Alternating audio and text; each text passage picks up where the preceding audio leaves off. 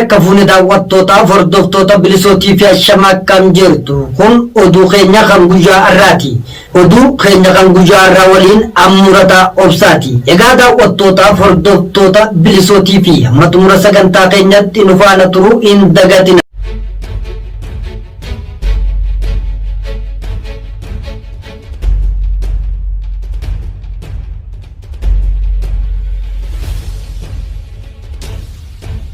Oduu ijoo waraanni biltiginaa godina lixa Wallaggaa Ona Qondaalaa keessatti namoota hidhuun dararuu fi waboon galaa jira jechuun mata Oromoo burjaajeessaa jiraachuun dhagahamee jira.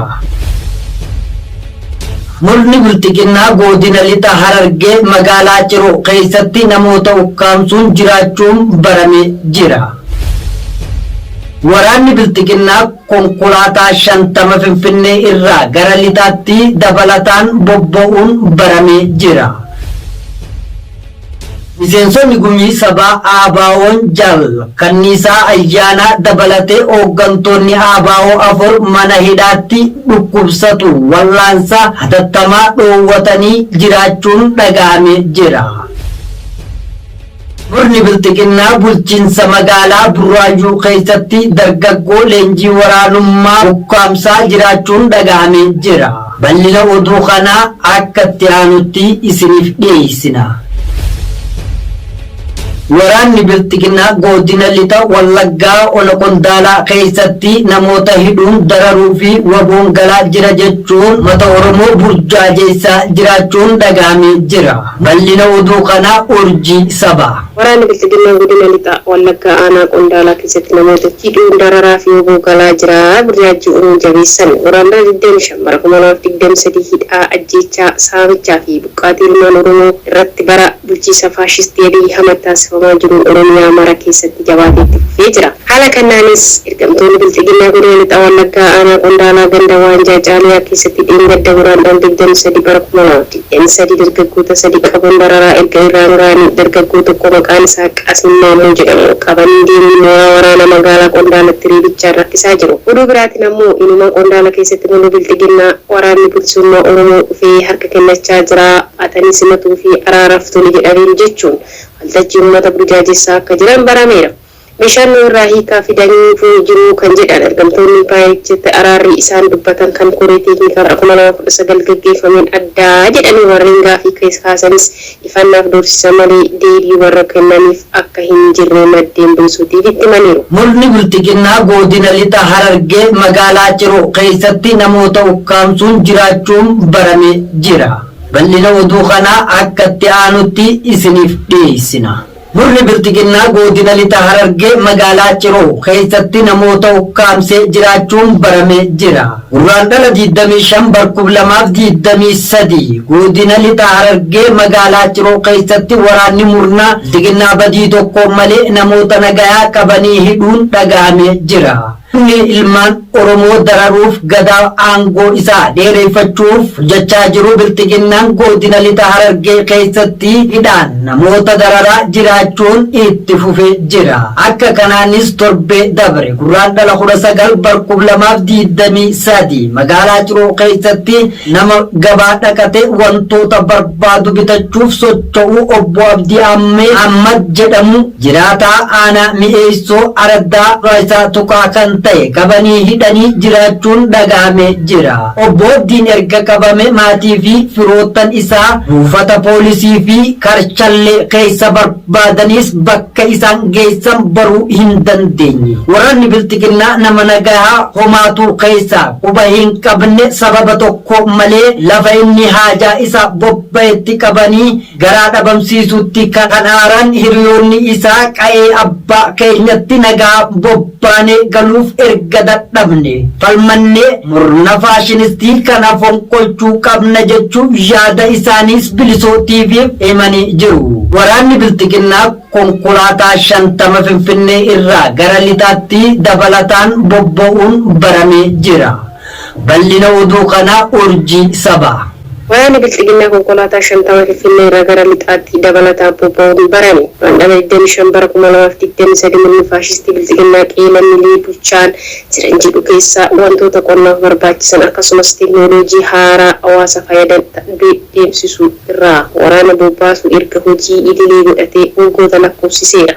Mul'ii faashistii dhiiga lammiilee isaatiin akka alagaatti dhangalaasaa jiru waraana dabalatee hojii abaaramaa kana raawwatanii Finfinnee irraa gara lixa Oromiyaatti bobbaasaa jira. Haleessa guraandhala 24 bara 2023 waraanni faashistii PP konkolaataa 60 magaalaa Finfinneetti ka'uun Burraayuu qaxxaamuruun maddeen ibsan.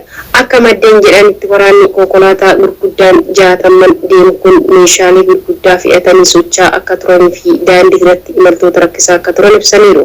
Kana malees waraanni kun kan deemuu fi meeshaa fe'amee cufti uummata Oromoo ajjeesuuf qabeenya sabichaa mancaasuuf waan bobba'an jiruun sabni keenya of eeggannoo haa godhu jechuudhaan dhaamsa kan dabarsan madde. Miseensonni gumii sabaa ABO'n jal kanniisaa ayyaanaa dabalatee hooggantoonni ABO 4 mana hidhaatti dhukkubsatu wallaansa hatattamaa dhoowwatanii jiraachuun dhaga'amee jira.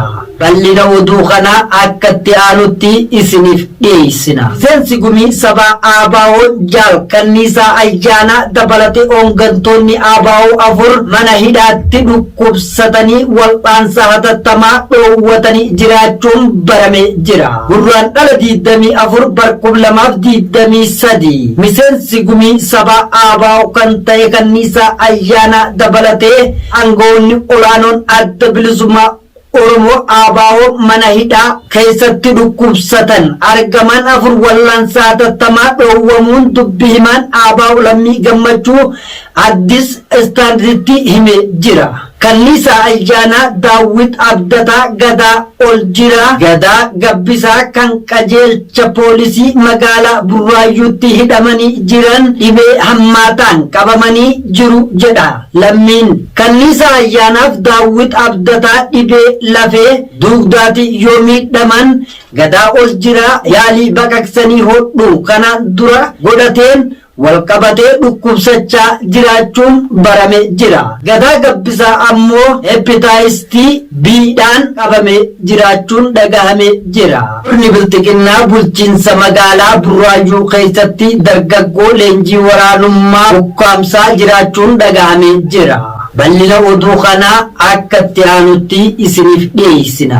Murni bilxiginnaa bulchiinsa magaalaa Burraayyuu keessatti dargaggoo leenjii waraanaaf ukkaamsaa oole. Guraandhala 25 bara 2023 kaleessa guraandhala 24 bara 2023 godina addaa naannoo Finfinnee bulchiinsa magaalaa Burraayyuu keessatti gamoota irra deemu leenjii waraanaa dargaggoota ukkaamsaa oole. Bulchiinsi magaalaa Burraayyuu kan doonamu irratti dargaggoota 20 hanga 30tti qopheessuu qabu jechuun kan itti himame yoo ta'u galti namoota akka masaalee goggoomsaan gara leenjii waraanaa meeqanii Maaraasuun eegala. Guyyaa kaleessaa kan magaalicha keessaa bakkoota akka Awwaash Meedaa, Dheeraa, Maaraamuu, Burichoora magaalaa Gafarsaa, Aanee Siimaa fi Qabuun argan. Cufarri adamsanii qabuun bulchiinsa magaalaa fi waajjira poolisii walitti qabuun bu'aa eegaa jiru. Murni bilxiginnaa tola boondota Oromoo lolaa'uun bobbaasuun lukaban ilma